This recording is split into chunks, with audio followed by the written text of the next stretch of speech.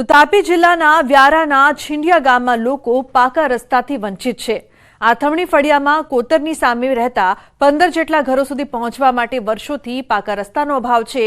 આ ફળિયામાં લોકો વર્ષોથી પાકા રસ્તા સહિત કોતર પર પુલની માંગ કરી રહ્યા છે।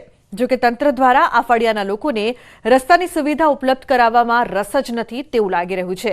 ચોમાસા દરમિયાન તો કોતરમાંથી વરસાદી પાણીના વહેણને કારણે આ ઘરોનો સંપર્ક વિહોણા થઈ જતા હોય છે, જેના કારણે અહીંના લોકોને બહારગામ જવા માટે મુશ્કેલીનો સામનો કરવો પડે છે।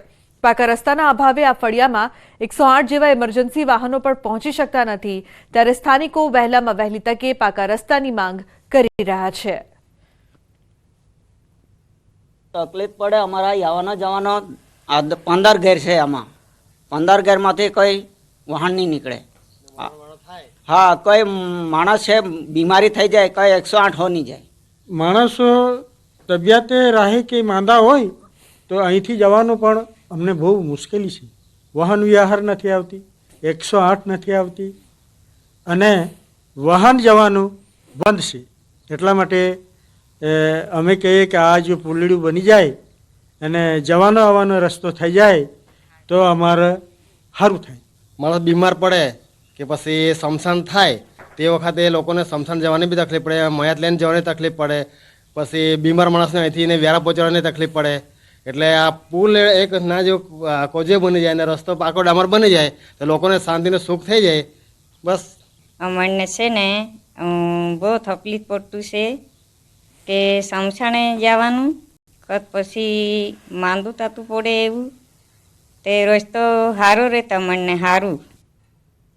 તો રાજ્યના જર્જરિત બ્રિજને લઈને મોટા સમાચાર। રાજ્ય સરકારે રાજ્યના તમામ બ્રિજ અંગેની માહિતી કોર્ટમાં સોગંદનામાના સ્વરૂપે મૂકી। રાજ્યમાં કુલ 8 હેરિટેજ બ્રિજ છે જે 100 વર્ષથી વધુ જૂના છે, જેમાંથી 5 બ્રિજ સદંતર બંધ કરવામાં આવ્યા છે, જ્યારે 2 હેરિટેજ બ્રિજ પર ભારે વાહન માટે પ્રતિબંધ લગાવાયો છે અને એક બ્રિજનું સમારકામ પ્રગતિમાં છે। રાજ્યમાં નાના 40 બ્રિજ આવેલા છે, જેમાંથી 23 બ્રિજને સમારકામની જરૂરિયાત છે। તો આગામી 5 દિવસ રાજ્યનું વાતાવરણ સૂકું રહેશે। રાજ્યમાં માવઠાની કોઈ શક્યતા નહીં। 4 દિવસ બાદ તાપમાનમાં 2 ડિગ્રીનો થશે વધારો। વેસ્ટર્ન ડિસ્ટર્બન્સના કારણે વાદળછાયું વાતાવરણ રહેશે। રાજ્યમાં બેવડી ઋતુનો અહેસાસ થશે। अगले आने वाले 5 दिनों में जो है गुजरात में मुख्य तौर पे अगर हम देखें तो मौसम ड्राई बना रहेगा। बारिश के जो है अभी आने वाले 4-5 दिनों में किसी भी तरह के अनुमान नहीं है। साथ ही अगर हम बात करें न्यूनतम तापमान, तो न्यूनतम तापमान भी अगले आने वाले 4-5 दिनों में जो है नो लार्ज चेंज में बना रहेगा। साथ ही जो ट्रेंड है वो थोड़ा 1-2 डिग्री की बढ़ोतरी देखी जाएगी अगले 4 से 5 दिनों में पूरे गुजरात में सभी हिस्सों में। साथ ही अगर हम बात करें पिछले 24 घंटों में दर्ज किए गए न्यूनतम तापमान की, उसमें अहमदाबाद में 15.7 डिग्री सेल्सियस और गांधीनगर में 14.6 डिग्री सेल्सियस तापमान दर्ज किया गया है। અને મહત્વના સમાચારની જો વાત કરીએ તો મિશ્ર ઋતુના કારણે રોગચાળો વકર્યો છે। અમદાવાદમાં વાયરલ ઇન્ફેક્શનમાં વધારો થયો છે। ઝાડા ઉલટીના 160 કેસ નોંધાયા, તો શરદી ખાંસીના કેસમાં પણ સતત વધારો જોવા મળ્યો છે। પાણીજન્ય મચ્છરજન્ય રોગમાં સતત વધારો થઈ રહ્યો છે।